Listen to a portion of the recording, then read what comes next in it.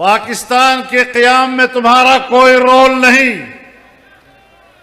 پاکستان کو پاکستان کے ہندوستان کے مسلمانوں نے بنایا، عوام نے بنایا، قربانیاں دی، اور ان قربانیوں کے نتیجے میں پاکستان بنا ہے۔ اور پاکستان کا جھنڈا تم نے نہیں لہرایا، پاکستان کا جھنڈا ہم نے لہرایا ہے۔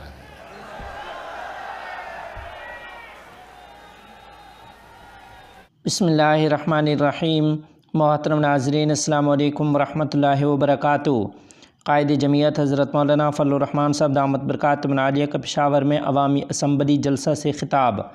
تفصیلات کے مطابق جمعیت علماء اسلام کے سربراہ حضرت مولانا فضل الرحمان صاحب دامت برکاتہم العالیہ نے کہا ہے کہ ہمیں دھاندلی کے خلاف تحریک روکنے اور اس کی عوض پیشکش کی جا رہی ہے، لیکن ہمارا مینڈیٹ عوام کے پاس ہے اور اب ہم دھمکیوں پر خاموش نہیں رہیں گے بلکہ جیلوں میں جانے تک کے لیے تیار ہیں۔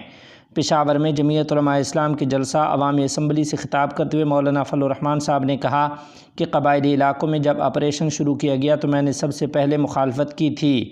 اگر آپریشن کامیاب ہوا تو پھر دہشت گرد کیوں ہیں اور عوام غیر محفوظ کیوں ہیں؟ انہوں نے کہا کہ اب سیکورٹی فورسز کو قبائلی علاقوں سے چلے جانا چاہیے اور آپریشن کے نام پر ہم سے مزید خیرخواہی نہ دکھائی جائے۔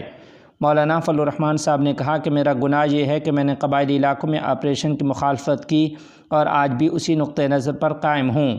جمعیت علماء اسلام کے سربراہ کا مزید کہنا تھا کہ جب فاٹا انضمام کا فیصلہ ہوا تو میں نے دلائل سے اسے غلط ثابت کیا۔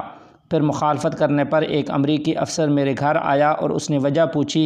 میرا گناہ یہ تھا کہ قبائلی انضمام کی مخالفت کی ہے اور میں نے تمہارے آقاؤں کا فیصلہ نہیں مانا۔ آج پوچھنا چاہتا ہوں کہ فاٹا کے عوام کہاں کھڑے ہیں؟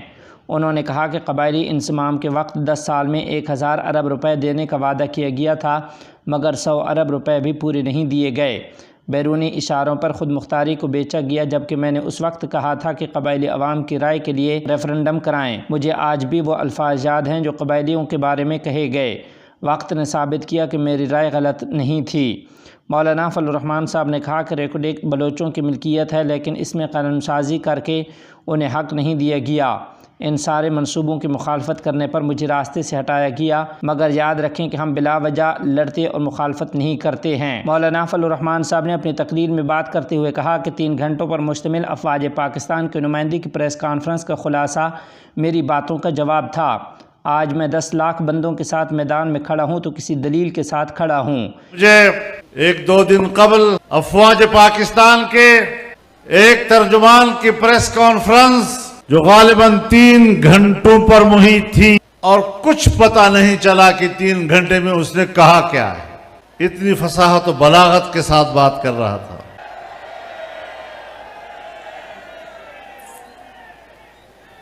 وہ بظاہر تو تاثر دے رہا تھا کہ وہ یہ باتیں کسی اور کے خلاف کر رہا ہے، لیکن جو بھی بات کرتا تھا کوشش کرتا تھا کہ وہ میری باتوں کا جواب دے۔ میں جس جگہ پہ کھڑا ہوں کسی دلیل سے ہوں، میں یوں ہی دست و گریباں نہیں زمانے سے۔ کہا کہ الیکشن کے حوالے سے فوج کا کوئی کردار نہیں ہے، تو یہی بات ہم بھی کہتے ہیں کہ پاکستان کے آئین اور قانون میں فوج کی سیاست میں مداخلت پر کوئی رولز نہیں ہیں، لیکن سارا رولہ ہی سیاست میں مداخلت کا ہے۔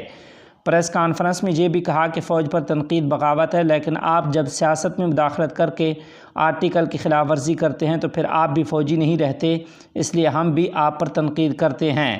ہم نے اندھی سیاست نہیں کی ہے۔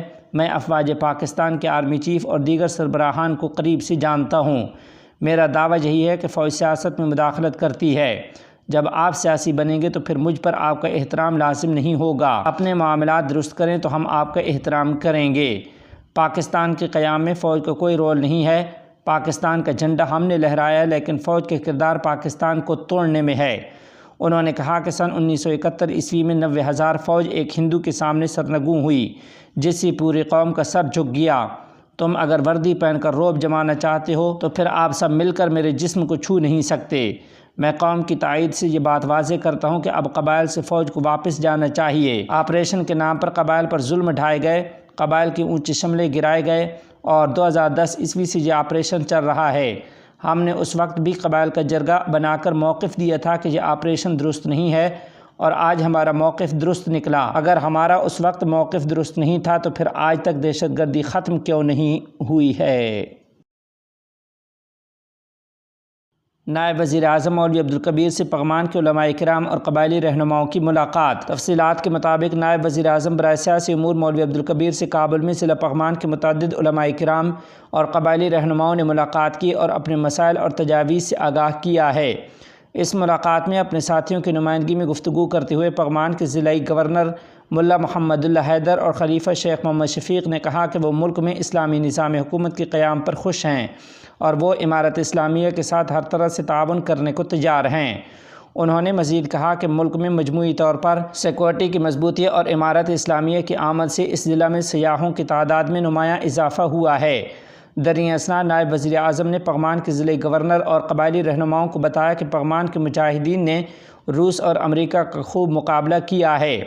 انہوں نے کہا کہ امارت اسلامیہ تمام افغانوں کے لیے پائیدار امن اور خوشحالی کی خواہاں ہے اور ضلع پغمان کے مکینوں کے مسائل کے حل کے لیے متعلقہ اداروں کو ضروری سفارشات پیش کرے گی۔ محترم ناظرین، اسی کے ضمن میں آپ کو خبر دیتے چلیں کہ گزشتہ روز صوبہ پروان کے مرکز میں ایک بڑا جلسہ عام منعقد ہوا جس میں نائب وزیر اعظم سمیت اعلیٰ سرکاری افسران، صوبائی حکام، قبائلی رہنماؤں اور علماء کرام نے شرکت کی ہے۔ پروان کے گورنر مولوی عبدالعلی قدرت اللہ امینی نے مہمانوں کا خیر مقدم کرتے ہوئے کہا کہ افغانستان میں کچھ گروہ افغانوں کے درمیان تفرقہ پیدا کرنے کی کوشش کر رہے تھے، لیکن امارت اسلامیہ کے دوبارہ قیام کے بعد وہ یہ مقاصد حاصل کرنے میں ناکام رہے ہیں۔ عوامی اجتماع سے خطاب کرتے ہوئے نائب وزیر اعظم مولوی عبدالکبیر نے کہا کہ افغانستان میں اسلامی حکومت کا قیام تمام لوگوں کی خواہش تھی۔ امارت اسلامیہ پوری کوشش کے ساتھ عوام کو خدمات فراہم کرنے کے لیے تیار ہے۔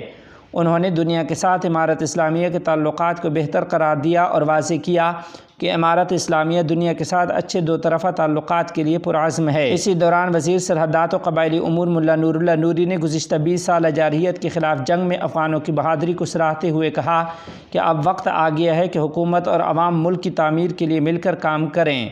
وزیر امر بالمعروف و نہی عن المنکر محمد خالد الحنفی نے کہا کہ لوگوں کی جان و مال، عزت و آبرو کا تحفظ اسلامی حکومت کے اہم مقاصد میں سے ہے۔ امارت اسلامیہ ملک میں مجرموں کو اسلامی قانون کے مطابق سزا دینے کی کوشش کر رہی ہے۔ یاد رہے کہ اس عوامی اجتماع میں صوبہ پروان کے قبائلی عمائدین، علماء کرام اور نوجوانوں کے نمائندوں نے امارت اسلامیہ کے ذمہ داران سے اپنے مسائل اور مطالبات شیئر کیے۔ اعلیٰ حکام نے انہیں مسائل کے حل کی یقین دہانی کرائی ہے۔ ادھر افغان ہلال احمر سوسائٹی نے متعدد اعلیٰ سرکاری حکام کی موجودگی میں قومی معاشروں کی بین الاقوامی تحریک کے سلسلہ میں انسانیت کو زندہ رکھنا کے عنوان سے ایک تقریب کا انعقاد کیا۔ نائب وزیر اعظم برائے سیاسی امور مولوی عبدالکبیر نے تقریب کو اس وجہ سے اہم قرار دیا کیونکہ افغانستان اور فلسطین سمیت کئی اسلامی ممالک میں لاکھوں افراد کو ہلال احمر اور ریڈ کراس کی سرگرمیوں کی ضرورت ہے، جن کی سرگرمیوں کی وجہ سے لاکھوں جانیں بچ چکی ہیں اور یہ سلسلہ تاحال جاری ہے۔ انہوں نے مزید کہا کہ امارت اسلامیہ افغانستان میں ریڈ کراس اور ہلال احمر کی کوششوں کو قدر کی نگاہ سے دیکھتی ہے اور افغانستان میں ان کے رضاکاروں کی سرگرمیوں اور خدمات پر ان کی شکر گزار ہے۔ مولوی عبدالکبیر نے مزید کہا کہ امارت اسلامیہ کی حاکمیت سے اگرچہ جنگ ختم ہو گئی ہے اور مجموعی طور پر سیکورٹی کو یقینی بنایا گیا ہے، لیکن لاکھوں افغانوں کو اب بھی انسانی امداد کی ضرورت ہے۔ نائب وزیر اعظم نے کہا کہ گزشتہ 3 سالوں میں اقتصادی استحکام کے لیے افغانستان کے مختلف حصوں میں متعدد ترقیاتی منصوبے مکمل کیے گئے ہیں اور متعدد پر عمل درآمد جاری ہے۔ امارت اسلامیہ خطے میں اقتصادی مواقع سے استفادہ کرنے کی پالیسی پر گامزن ہے اور اس وقت خطے کے ممالک کے ساتھ مختلف شعبوں میں تعاون کر رہی ہے۔ انہوں نے کہا کہ افغانستان کے بینکنگ نظام پر پابندیاں، غیر ملکی امداد کی کمی اور اقتصادی چیلنجز صورتحال کو پیچیدہ بنا رہی ہیں۔ یہ امارت اسلامیہ کی سرگرمیوں کو محدود کرتی ہیں۔ ضرورت اس امر کی ہے کہ بینکاری نظام پر پابندیوں کو ختم کیا جائے۔ افغانستان اور ترکمانستان کے درمیان $200 ملین کے 13 معاہدوں پر دستخط۔ تفصیلات کے مطابق امارت اسلامیہ افغانستان کی وزارت صنعت و تجارت اور ترکمانستان ٹریڈ یونین کے درمیان $200 ملین کے 13 تجارتی معاہدوں پر دستخط ہوئے ہیں۔ ان معاہدوں پر افغانستان کے وزیر صنعت و تجارت نور الدین عزیزی اور ترکمانستان کے ٹریڈ یونین کے چیف نے دستخط کیے ہیں۔ وزیر صنعت و تجارت نور الدین عزیزی کا کہنا ہے کہ یہ تجارتی معاہدہ ان کی گزشتہ سال دورہ ترکمانستان اور ترکمانستان کے حکام کے ساتھ بات چیت کا نتیجہ ہیں۔ انہوں نے کہا کہ اسی طرح کے دیگر تجارتی معاہدے بھی ترکمانستان کے ساتھ کیے جائیں گے۔ ترکمانستان کے تاجروں اور صنعتکاروں کے یونین کے سربراہ نے ان معاہدوں پر مسرت کا اظہار کرتے ہوئے کہا ہے کہ عنقریب ہرات جیسے صنعتی شہر سے افغان مصنوعات کی ترکمانستان منتقلی شروع ہو جائے گی۔ یاد رہے کہ ان معاہدوں کے مطابق ماربل، سریا اور افغانستان میں تیار ہونے والا پینٹ ترکمانستان کو برآمد کیا جائے گا۔ غزہ کے شہر رفح پر صہیونی حکومت کے وحشیانہ حملے پر امارت اسلامیہ افغانستان کا اعلامیہ۔ تفصیلات کے مطابق امارت اسلامیہ افغانستان غزہ کے شہر رفح میں صہیونی حکومت کی وحشیانہ بمباری کی شدید مذمت کرتی ہے۔ رفح جو غزہ کے جنوب میں آخری شہر ہے اور گزشتہ 6 ماہ کی لڑائی اور بمباری کی وجہ سے شمالی وسطی غزہ اور غزہ کے خان یونس سے 1.4 ملین تک بے گھر ہونے والے فلسطینی مسلمان انتہائی بری حالات میں خوف کی زندگی گزار رہے ہیں، اب ایک بار پھر صہیونی حکومت کی غاصب افواج نے تمام بین الاقوامی اصولوں کی خلاف ورزی کرتے ہوئے نہتے فلسطینی مسلمانوں کو نشانہ بنایا۔ امارت اسلامیہ افغانستان اس اقدام کو جنگی جرم اور فلسطینی مسلمانوں کی نسل کشی قرار دیتی ہے اور ایک بار پھر عالم اسلام اور دیگر ممالک سے مطالبہ کرتی ہے کہ وہ اس تباہی کو روکیں اور تمام ممکنہ راستوں کے ذریعے غزہ کے محصور مسلمانوں کو خوراک، ادویات اور انسانی امداد فراہم کرنے کی ہر ممکن کوشش کریں۔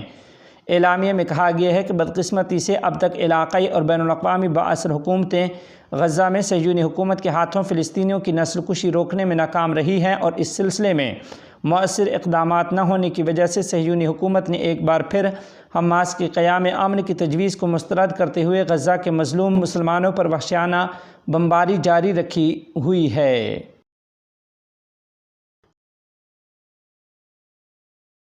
افغان عازمین حج کا پہلا قافلہ کابل سے مدینہ منورہ پہنچ گیا۔ حکام کے مطابق کابل سے 230 عازمین حج پر مشتمل افغانستان کا پہلا قافلہ مدینہ منورہ پہنچ گیا ہے۔